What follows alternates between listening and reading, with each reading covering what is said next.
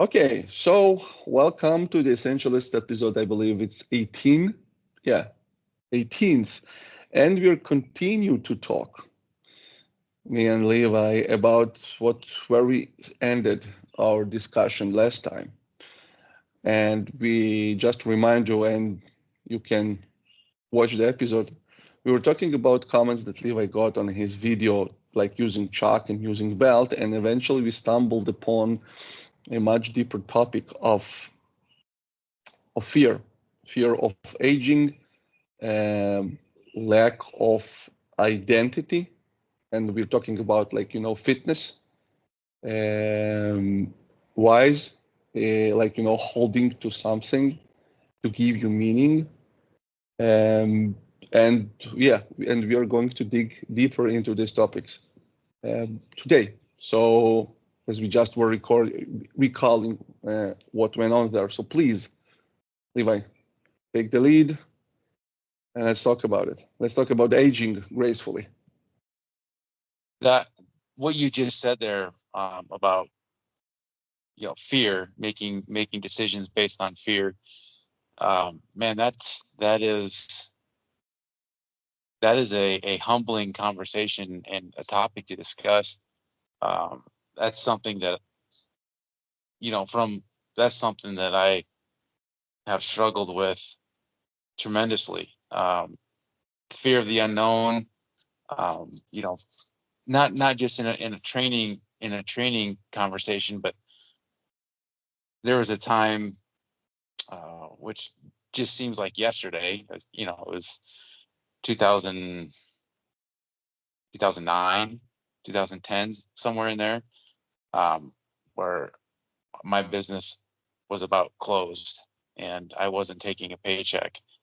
And the amount of years then that I operated, I obviously survived that tough time, and we made it through, obviously, but um, the amount of years that I was making decisions based on fear of going back to that place, just kind of being captivated by, you know, just the struggle of of of what I had experienced.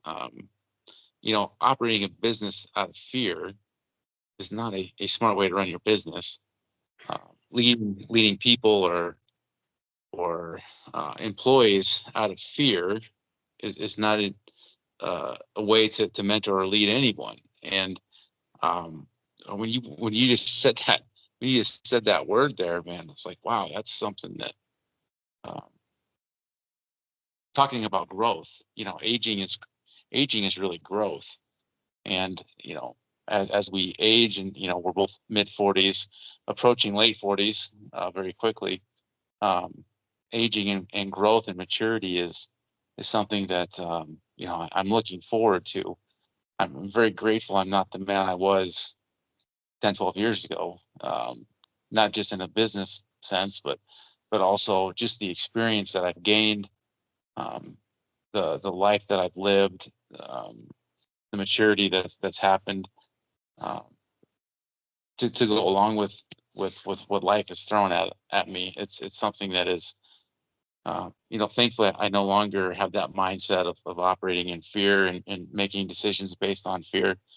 Um, but yeah, I mean, that's a topic that, um, yeah, I've lived, and still, there's still some probably time where, if I find honest, where I struggle through that and think about that, and probably still make some decisions based on things that I've done, just to avoid pain or avoid a struggle. Um, if you Can you want, share some of these decisions?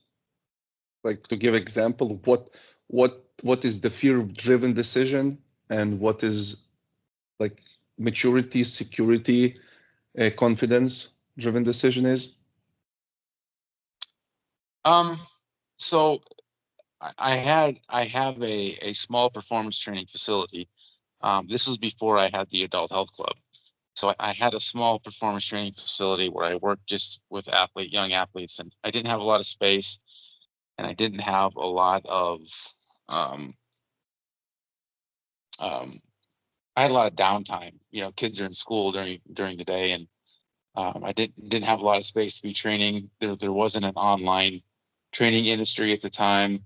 I didn't have a lot of adults that were available to come and use the limited equipment that I had. I didn't have a commercial gym setting back then, and so it really just became like, how do I market myself to fill in the downtime that I have, and it was getting to the point where I just couldn't efficiently bring people into the gym to generate the revenue to keep the doors open, and I couldn't. I was doing everything to pay my employee and pay the bills, and I just couldn't generate that extra revenue.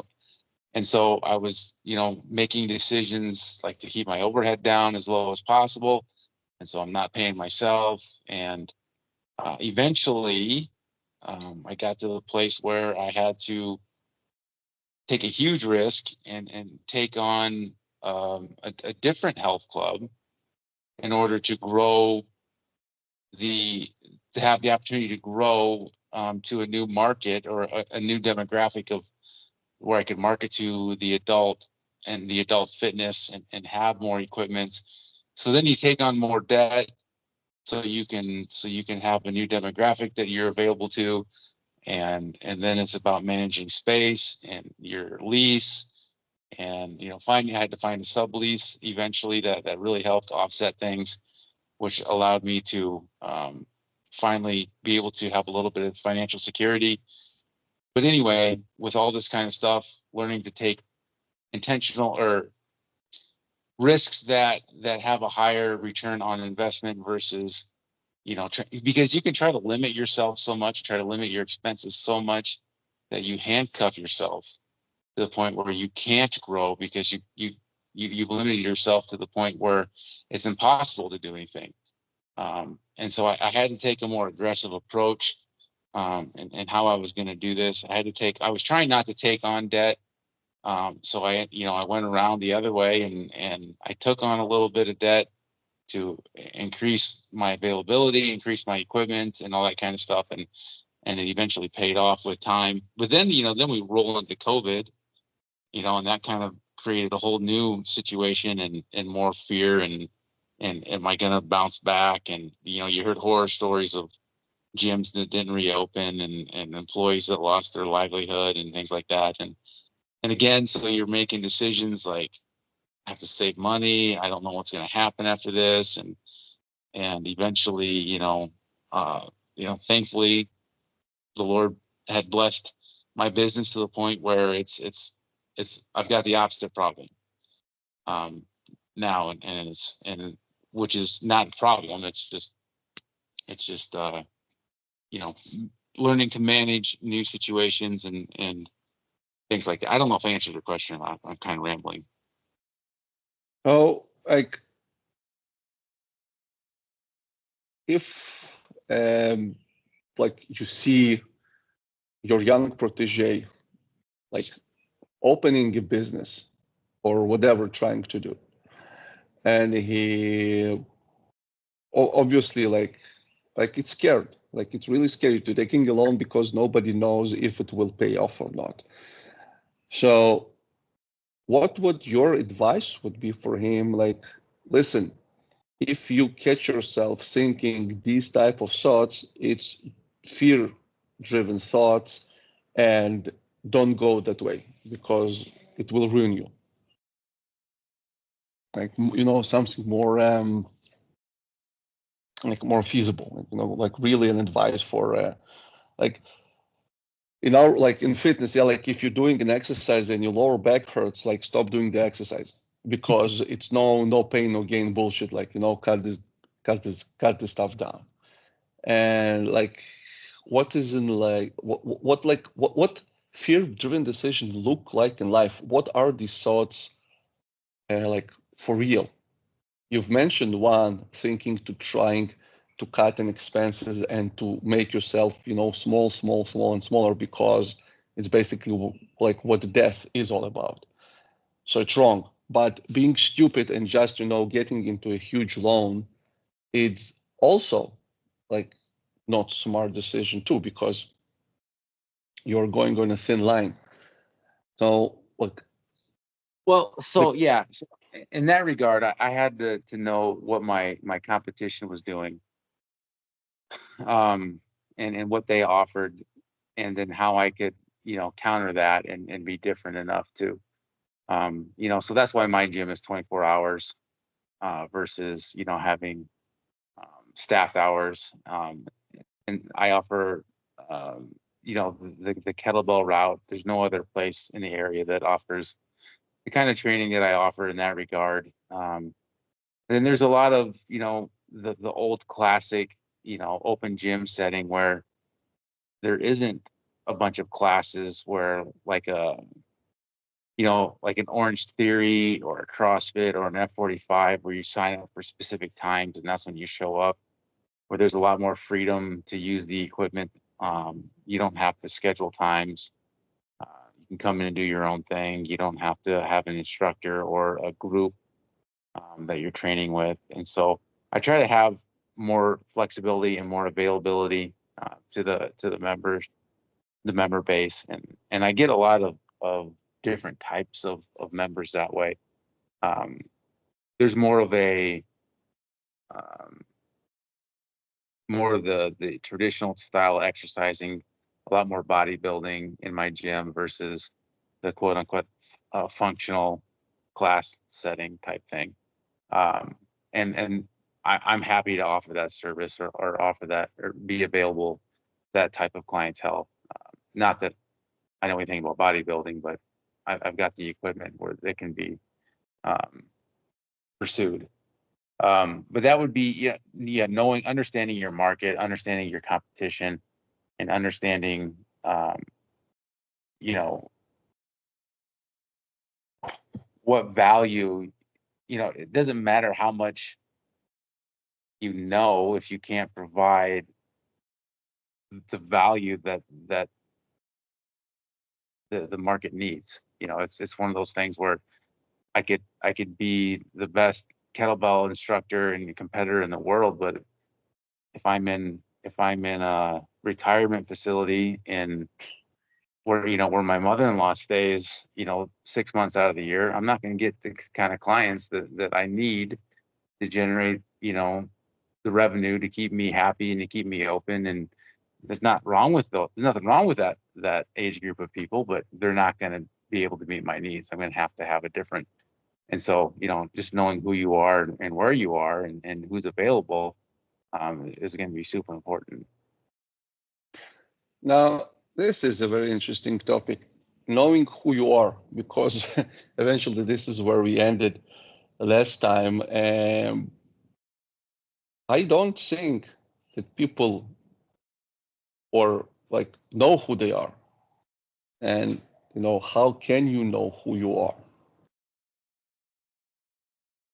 Because it seems that people are very clinging to external manifestations of their meaning, versus the internal. Like,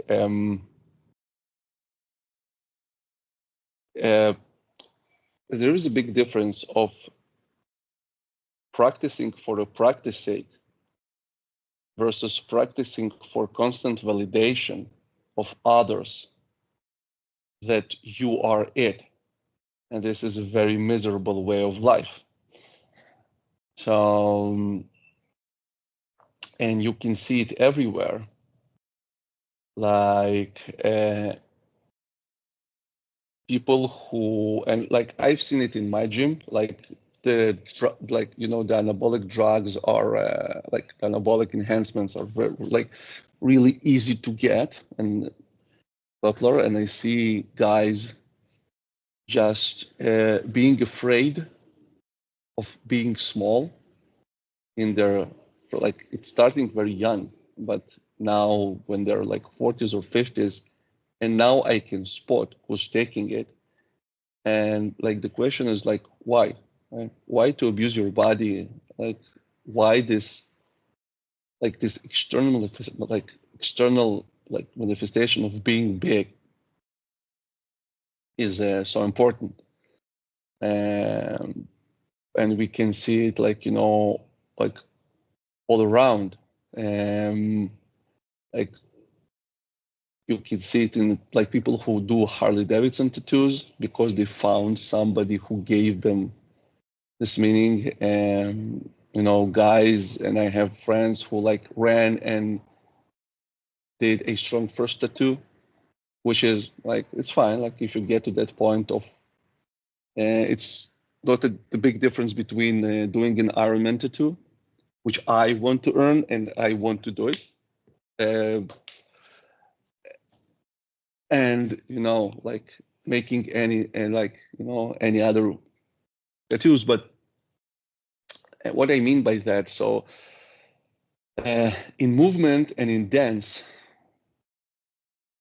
people think that learning the specific combination is the goal, and it's absolutely the opposite. So the moment that you get and you've learned this combination of a dance or a move, the combination stops serving you immediately. It becomes irrelevant. All right, like in kettlebell sports, it's basically the same. Like people are like, get to these 10 minutes. All right, like the moment that you got to the 10 minutes, 10 minutes become irrelevant. Okay. And it's not about 10 minutes, it's about something deeper. So whatever you had to learn from your journey toward those 10 minutes, or toward like while you learn this combination of moves in order to create this dance or to create this like locomotion, it it served its part. You've learned it. Now you need to move. And people get stuck within the premises of the combination, like thinking that the combination was always the goal. Like, the snatch test was always the goal. The 10 minutes was always the goal. Like finishing like the Ironman was always the goal. No, it's just a landmark upon your journey. And this is what I mean by external. And when you like, and this is how it starts, because when you're young, like as you've said it, you practice for your own sake. Like you are the most important. Your body is healing. You can do crazy shit.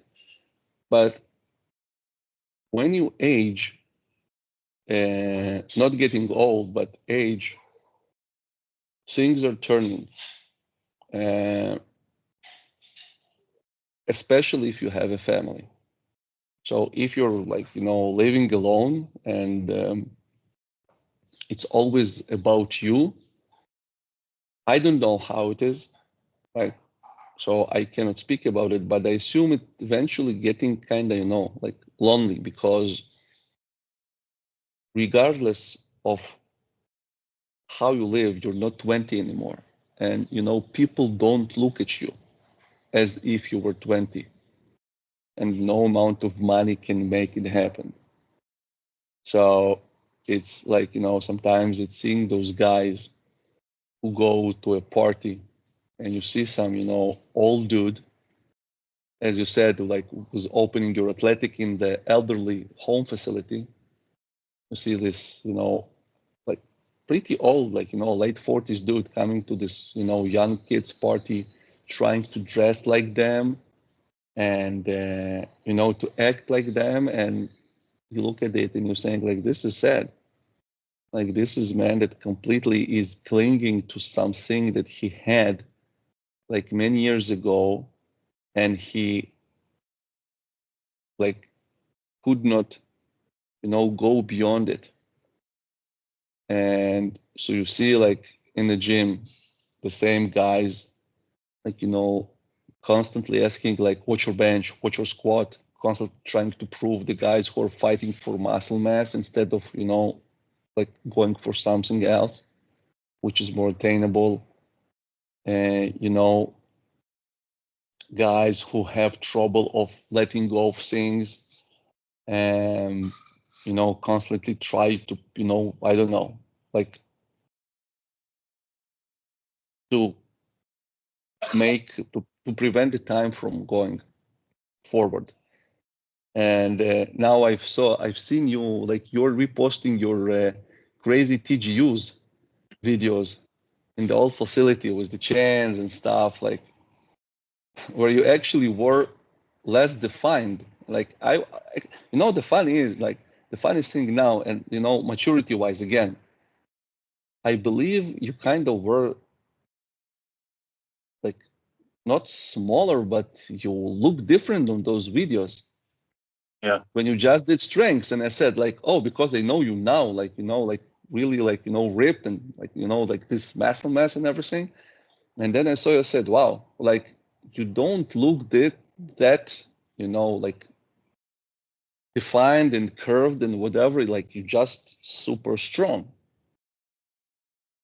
doing these feats, and yet you were able to surpass it and let it go, and you're not trying to, you know, to prove and to validate your self by the, you know, old feats of your strengths. Like you evolve, like this is what we're talking about. Basically, you wasn't afraid to let go of what made people recognize you for, and you went to a completely different realm of kettlebell sport.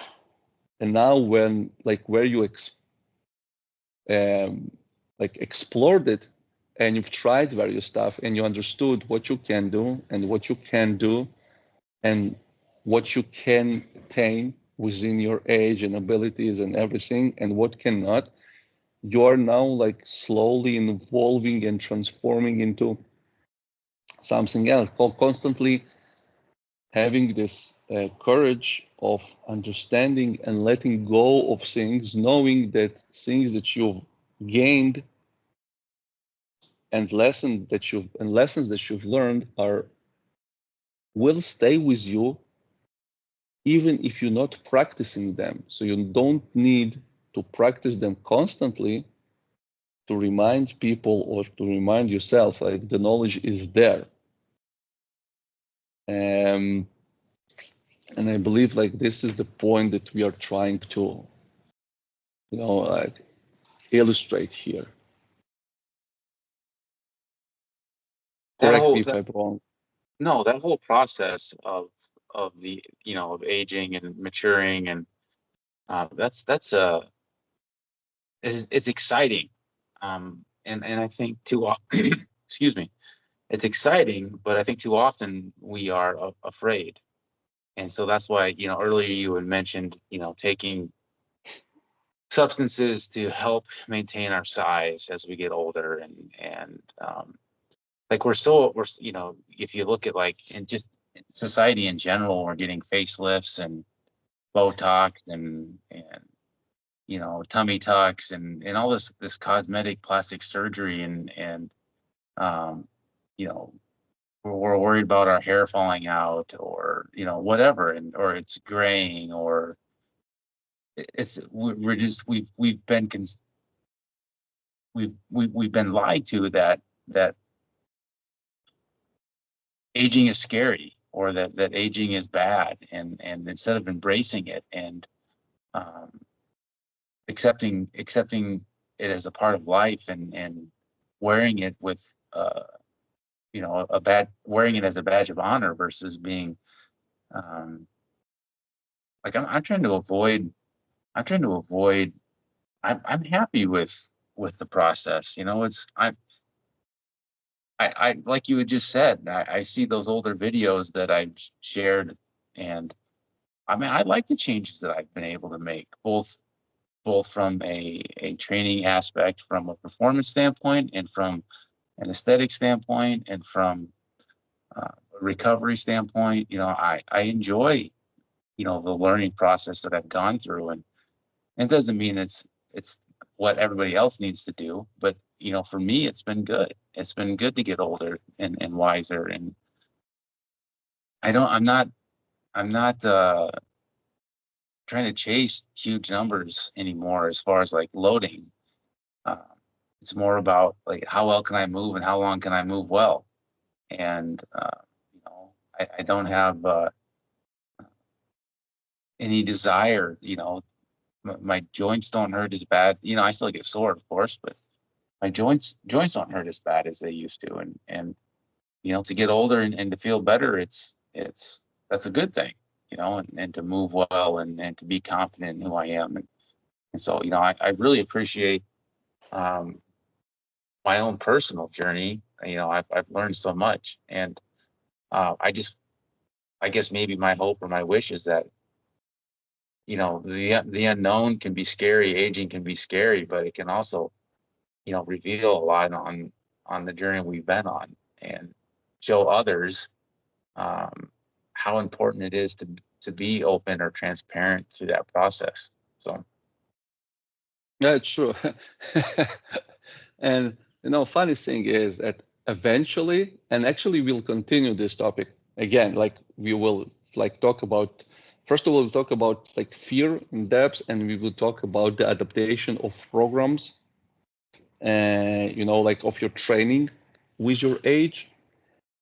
But I was listening to you now, like the whole story, and eventually we always come down. It always come down to what we started with and what we talk about constantly is having a goal. Like it, everything, like comes down to it. And like, so the example I can make, like I was thinking, like while you were talking, I said, you know what? Like I was talking about this, like drugs and like testosterone, TRT, and I said, like here's the difference. It's like between the like, to me at least, like between fear and like decisions, and it's like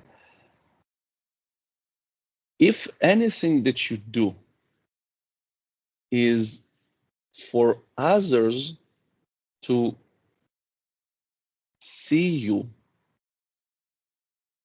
then it's a fear-driven decision. So, like if you're shooting testosterone or whatever, like benching and like to the gym because you think that the girls looking at you, or to, like trying to match with the guys and for people see you, then it's a fear-based decision, and like you don't have the goal. And this like really, like this is what external validation is all about, is trying, chasing somebody else and chasing and constantly like being there, like you're afraid. But if you have a goal, so like I don't have any reason to take whatever enhancement because like I don't need it. But like the moment if I have like grandkids, and like many of them, and I'll need to be more vital, and I come to the point that like aging takes place, and like the world that like advanced that much, I'll take it because the goal is not for me to prove to whatever people who are around me that I still like can look good or can lift, but my goal is to really explore life with my grandkids and to really experience life through them and with them by being vital, playing, etc.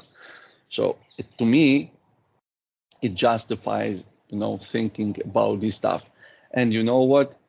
Uh, Deadlifting, squatting, from that perspective, to keeping yourself like movable, to be really able to do stuff with your kids, is what aging is all about. It's not squatting for squatting's sake. Like it's not squatting to post it on the Instagram or post it on YouTube, or trying to compare yourself with whatever. Uh, Unless you're a top class powerlifter, then it's absolutely different. But it's happening in me like it's doing from like doing something for really serving others. and you have like this, this big goal, and you have this passion, and you have this plan eventually. And by the way, if you look at your life in the retrospect, you can see the journey that you've made by how many changes you have done and how many different things you're explored, right? So like when you look at your life, like you said, okay, I was a high school athlete, then I was a fat dude, then I made this transformation of physique and diet, then I went to be very, strong dude, like lifting these huge stupid weights and doing these feats of burpees and stuff. And then I completely rewired myself going into a sport and discipline that are far beyond me, like psychologically and like in everything. And I've made my journey so you can really see you like, move. And you say, wow, like you look at your life and say, like, I've tried this stuff. I really invested in this stuff. I learned this stuff. And the moment I gain it, it became mine. I own it for life. Nobody can take away the 10 minutes or whatever that I've done, regardless. And I now move on and I now explore, different modalities. But folks who do just, ABC constantly out of fear that if their biceps will be 1.5 inch smaller, people will lose interest in them. That's sad. Yeah. That it's the part that said that like, man, like look at your life, like you are standing, like you're walking at place. It's the same gym, it's the same belt, it's the same 3x10, which are fine if it serves a bigger purpose. But if it's only to sustaining your bicep side, okay, to think that you're young, to talk to young girls, like that's wrong. And if the only thing that you can discuss is swing height, like, dude, you know, and like, come on, it's our world. Like, yeah, but you don't like lift 32s. I said, so, like, it was never my intention in kettlebell sport. I've done enough stuff to explore, and I don't I don't owe you 32s. I owe myself 32s.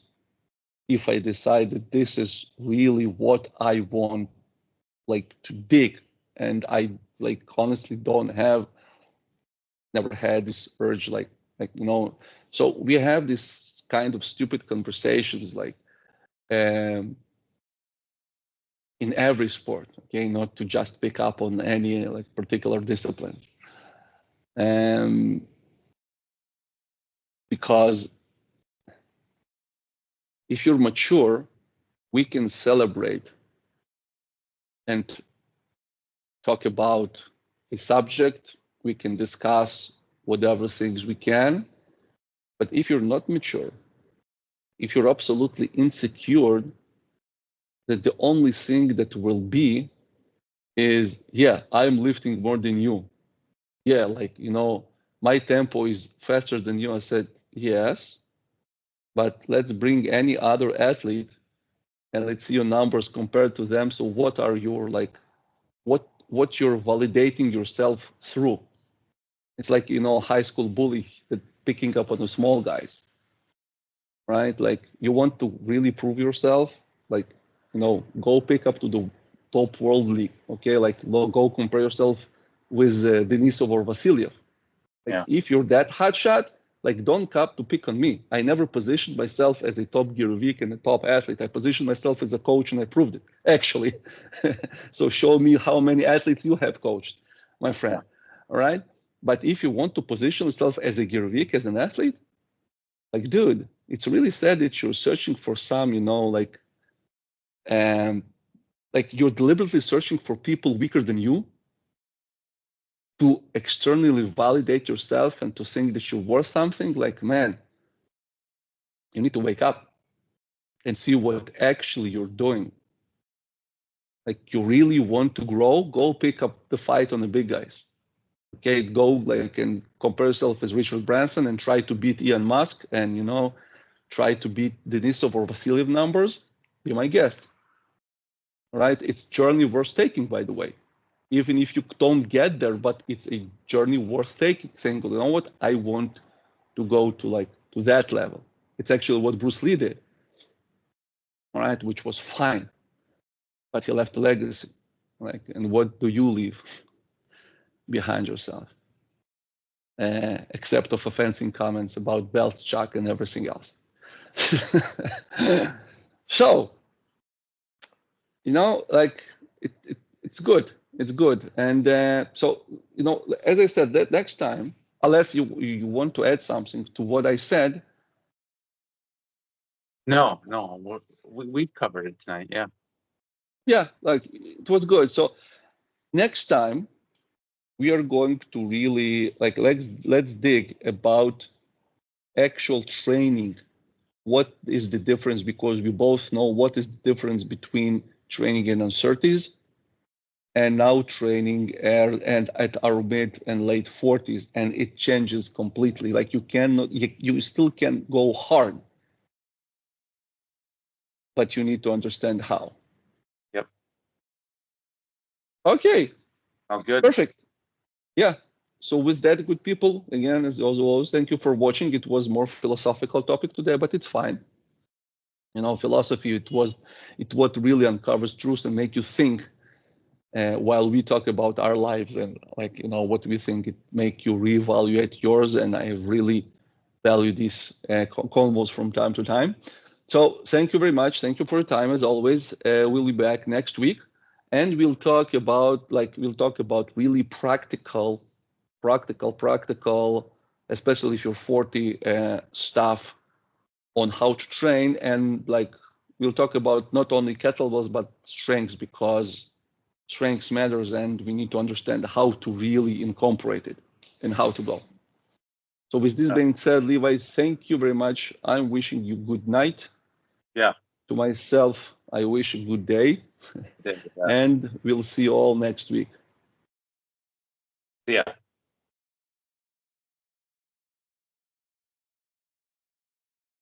All right.